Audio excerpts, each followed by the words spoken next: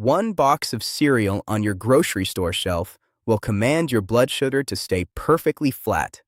Another box, sitting just inches away and covered in the exact same heart-healthy promises, will violently spike your glucose higher than a glazed donut. That is the massive biological difference between a breakfast that protects your metabolism and one that destroys it. And here is what I want you to sit with for a moment. The cereal causing that devastating spike might be the exact one sitting in your pantry right now, the one you pour every single morning, believing it is a deeply responsible choice. My name is Dr. Rubio Santner. In my clinic, I focus entirely on blood sugar management through food science. And if there is one place where well-meaning, health-conscious people are set up to fail time and time again, it is the breakfast cereal aisle. When we talk about managing type 2 diabetes, or even just preventing pre-diabetes from crossing that invisible line, most people fixate on their fasting morning numbers. But as your metabolism ages, especially once you cross your 50s and 60s, your fasting number is no longer the whole story. The true battleground is what happens in the 2 hours immediately after you swallow your food. As we get older, our pancreas simply does not release insulin with the same explosive speed it did when we were 25. The cleanup crew is slower to arrive. Because of that delay, a sudden rush of sugar from your stomach into your blood stays there longer, doing more invisible damage to your blood vessels with every passing minute. That post-meal spike is where you are most vulnerable, and the absolute fastest way to trigger a devastating post-meal spike is to choose the wrong cereal. Today, we are going to fix this. I am going to walk you step by step through the 3 absolute worst cereals you can put in your bowl, including the one you probably switched to because you thought it was a healthier option. Then, we will cross over to the safe side of the aisle. I will show you a simple, zero-cost trick to prepare them that physically alters how your body absorbs their carbohydrates. Why did 2 different boxes of cereal, both claiming to be made from whole wheat or whole oats, treat your body in completely opposite ways? It comes down to a single word: architecture. Think of a natural, unprocessed grain of wheat or an oat groat as a dense, tightly bound hardwood log. If you throw a massive oak log onto a campfire, what happens? It does not explode. It takes a long time to catch, and once it does, it burns slowly, steadily, and gently for hours, giving off a controlled heat. In its natural state, a grain is wrapped in a tough, fibrous armor. When you eat it, your stomach acid and your digestive enzymes have to work incredibly hard to break that armor down. Because it takes time, the starches inside that grain are converted to sugar very slowly. It trickles into your bloodstream, drop by drop. Your body handles it easily. But the modern food industry does not want to sell you a hardwood log. They want to sell you something light, crispy, sweet, and shelf-stable for 3 years. To turn a heavy, natural grain into a perfectly shaped star, a delicate ring, or a crispy flake, the factory has to put that grain through absolute torture. They strip away the outer fiber. They blast the remaining starch with extreme heat, inject it with steam, and push it through heavy machinery at massive pressures in a process called extrusion. By the time that grain is puffed up and baked into the shape of a little circle or a frosted flake, its physical architecture is entirely destroyed. The hardwood log has been turned into tissue paper. And what happens when you throw tissue paper onto a fire? It incinerates instantly in a massive, aggressive flash of heat. When you eat a highly processed, extruded cereal, your digestive system barely has to do any work. The factory has essentially pre-digested your breakfast for you. The moment that puffed grain hits the moisture in your stomach, it dissolves. The starch converts to pure glucose in minutes, flooding your bloodstream like a tidal wave. It does not matter if the box says, "made with whole grains." If the grain has been pulverized into dust and puffed into a lightweight shape, the protective armor is gone. It is not just about how many grams of sugar are listed on the back of the box. It is about how fast the architecture of the food collapses inside your body. These are the tissue paper breakfasts I gently urge you to walk right past. Number 3 on our list to avoid is the health-washed granola cluster.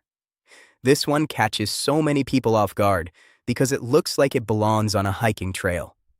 You see a clear bag filled with oats, nuts, and dried fruit, and you assume it is the pinnacle of natural eating. But here is the brutal reality of commercial granola. To get those loose oats and nuts to stick together in those satisfying, crunchy little clusters, the manufacturer has to act like a construction worker pouring cement. Their cement is liquid sugar. They drench the oats in honey, agave nectar, brown rice syrup, or cane sugar, and then they bake it until it crystallizes.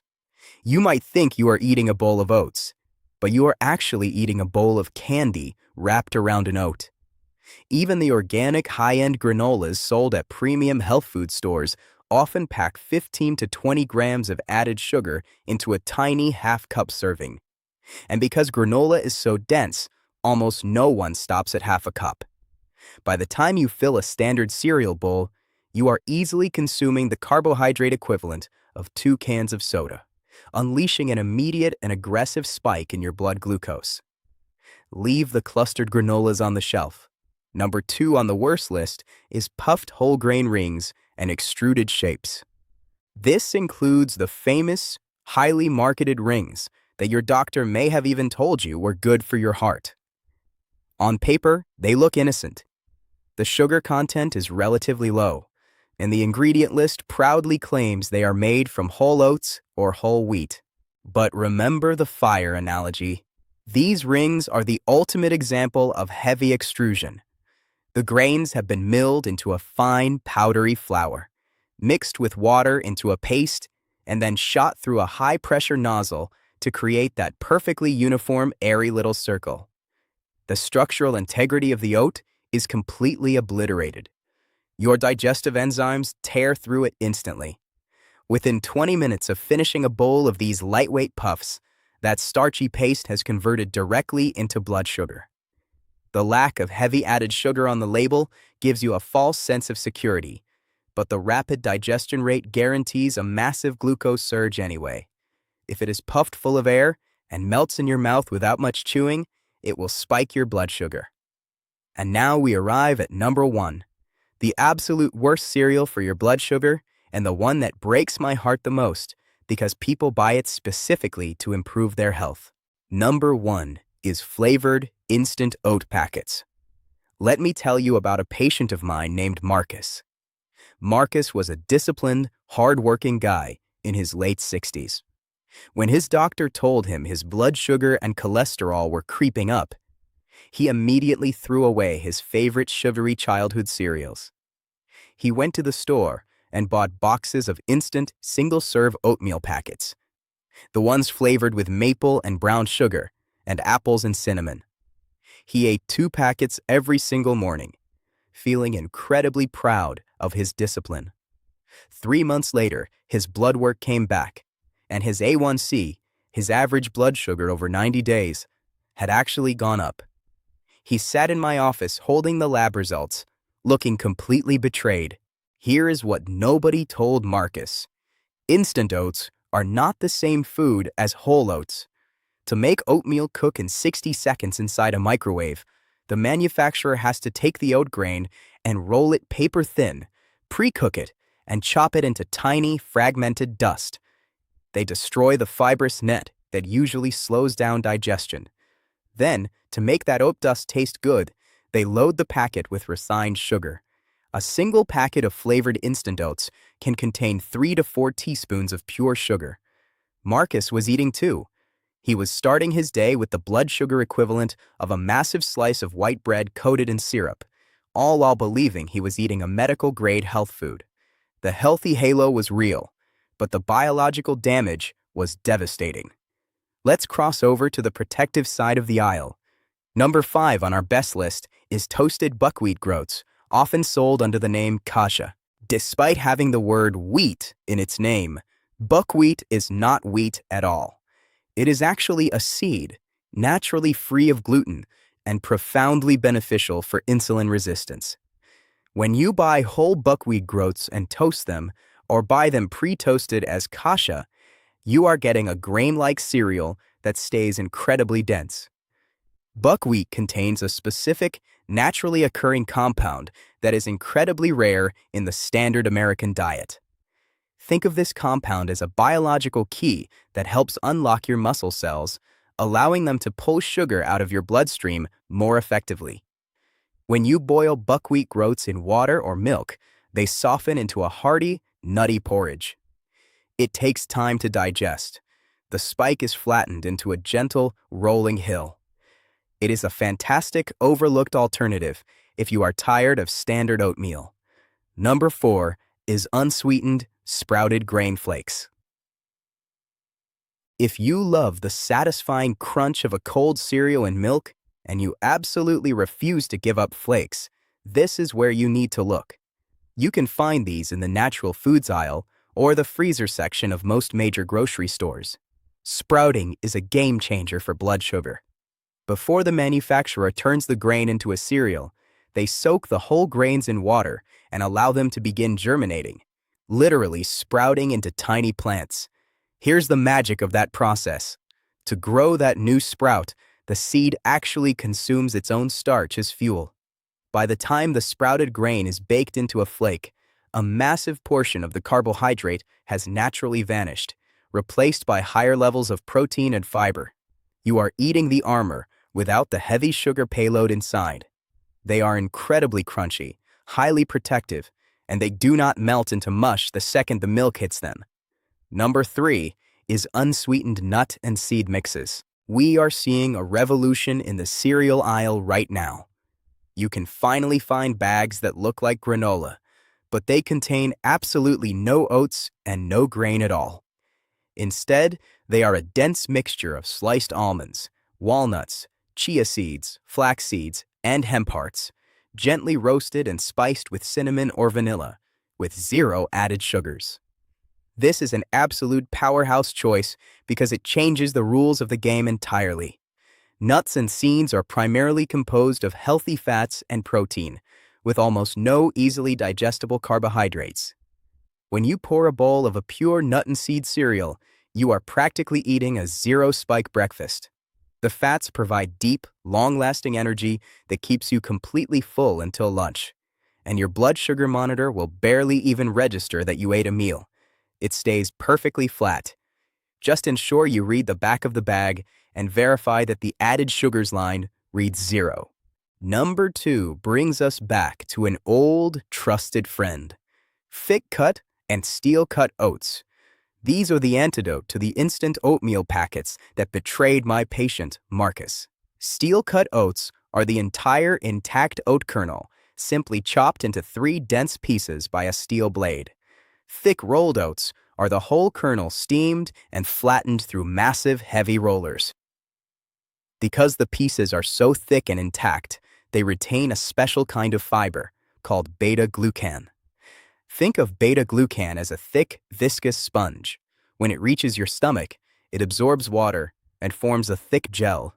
This gel physically wraps around the carbohydrates, trapping them and slowing their release into your bloodstream to an absolute crawl. But I promised you a trick to make them even better, and here it is. It is called the cooling method. If you take a batch of steel-cut oats, cook them on the stove on a Sunday night, and then put them in the refrigerator overnight to cool down, something remarkable happens. As the oats become cold, the structure of the starch physically reorganizes itself. It changes into something called resistant starch. Resistant starch acts exactly like its name implies. It resists human digestion. Your enzymes cannot break it down. It passes through your stomach and small intestine completely unabsorbed, acting like a broom sweeping through your system, eventually becoming food for the healthy bacteria in your gut. By simply cooking your oats and letting them get cold overnight, you significantly lower the amount of sugar your body can extract from them. You can scoop a portion out the next morning, warm it up gently, and eat it knowing you have chemically hacked your breakfast to protect your blood sugar. And finally, we reach number 1, The single best cereal you can buy for blood sugar management is one you have probably walked past 100 times without a second glance. It is dense, plain wheat bran nuggets. You will usually find this on the bottom shelf of the cereal aisle, sold in a plain box without any cartoon characters or flashy marketing. It is essentially compressed twigs of pure, unadulterated wheat bran. Why is this the champion? Because of the sheer, overwhelming density of its fiber. A single half-cup serving of plain bran nuggets contains over a dozen grams of dietary fiber. Most adults do not get that much fiber in an entire day of eating. When you eat a bowl of pure bran, you are dropping a massive protective shield into your digestive tract. The sheer volume of fiber acts as an immovable roadblock against blood sugar spikes. It digests so slowly and requires so much energy from your body to process that the glycemic impact is staggeringly low. If you want the satisfying experience of cold milk and a crunchy cereal, but you want your blood sugar to behave as if you just ate a bowl of broccoli, plain bran twigs are your ultimate weapon. After the age of 60, the method you use to deliver food to your stomach matters almost as much as the food itself. You can take the best cereal on my list, eat it the wrong way, and still watch your numbers climb. It starts with a concept called the buffer zone. Never let a carbohydrate be the very first thing that hits an empty stomach in the morning. Even a slow-digesting carb needs a buffer. Before you take your first bite of cereal, I want you to eat a small source of pure protein or fat.